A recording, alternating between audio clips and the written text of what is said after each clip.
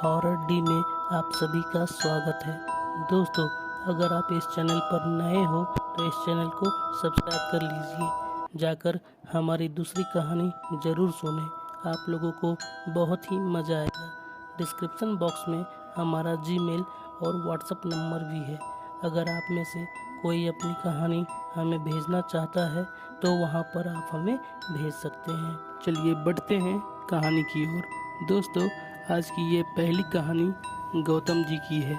चलिए कहानी स्टार्ट करते हैं।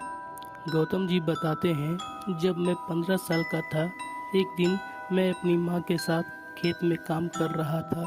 हम लोग खेत में आलू निकालने का काम कर रहे थे। दोपहर का समय था, धूप भी बहुत तेज थी। खेत में लगभग 7 से 8 लोग होंगे। शाम होते होते सब थक गए और घर चले गए। मेरी माँ तो अभी भी काम कर रही थी। खेत के बगल में एक छोटा सा तालाब था। मैंने अपनी माँ को बोला, मैं थोड़ा हाथ पांव धोकर आता हूँ, और मैं तालाब के किनारे आ गया। शाम के तकरीबन 6:30 बजे होंगे, लेकिन ऐसा लग रहा था मानो रात के 12:30 बज गए हो। जब मैं तालाब में मुंह हाथ धो रहा था तो मेरी नज़र बगल के झाड़ी पर गई। मुझे ऐसा लगा कि कोई मुझे घूर रहा है।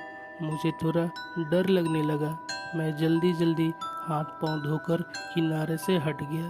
तभी उस झाड़ी से मेरी माँ बाहर निकली।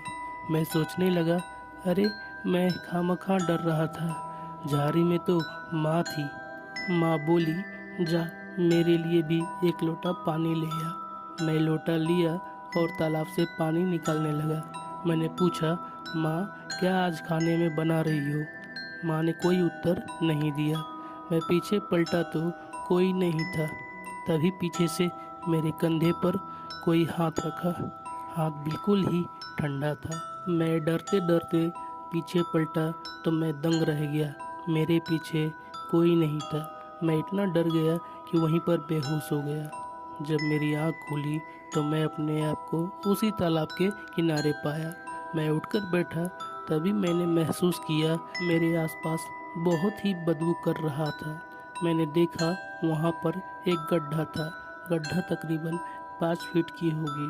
वह बदबू उस गड्ढे से आ रही थी।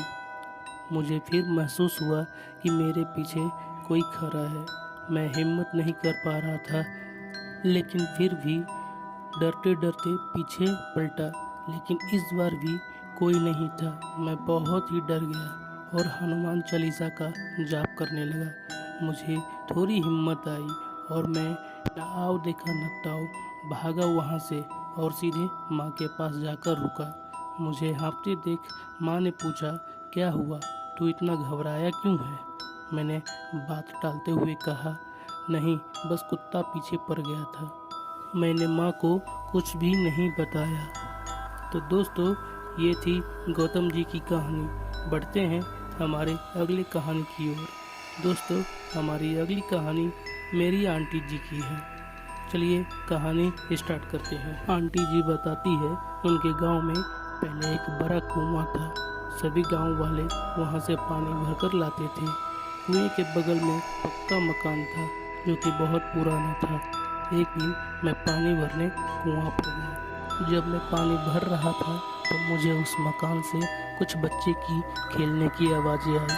तो मैं सोचा, अरे ये घर तो बहुत ही पुराना है, इस घर में तो सालों से कोई नहीं रहता। बच्चे की आवाज़ फिर कैसे?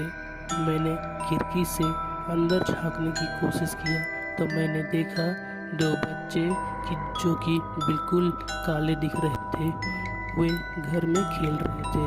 मैंने उनको आवाज़ लगाने ही वाला था कि मैंने देखा उनमें से एक बच्चा दीवार पर चलने लगा और दूसरा अचानक से मेरे यानी खिड़की के सामने आ गया। मैं इतना डर गया कि मैं कुछ सोच ही नहीं पाया। मैं बस भागने लगा। भागते भागते मैं बेहोश हो गया। जब मेरी आँख खुली तो मैं अपने आप को अपने घर पे बिस्तर पर पाया। जब घर वालों ने मुझसे पूछा, मैंने सब बात उनको बताई, लेकिन शायद किसी को यकीन नहीं हुआ। सब कोई यही सोच रहे थे कि गर्मी के कारण चक्कर खाकर गिर गई। लगभग 1 महीना बीता था। मैं फिर एक दोपहर पानी लाने गया उस कुएं पर, लेकिन इस बार मुझे कुछ नहीं दिखा। तो दोस्तों, ये थी हमारी आज की सभी कहानियाँ। उम्मीद करता हूँ आप सबको पसंद आई होगी। दोस्तों, इनमें से जो कहानी आपको अच्छी लगी हो उसके बारे में नीचे कमेंट बॉक्स में लिखना ना भूलें।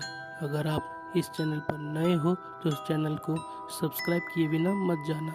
मिलते हैं अगले वीडियो में।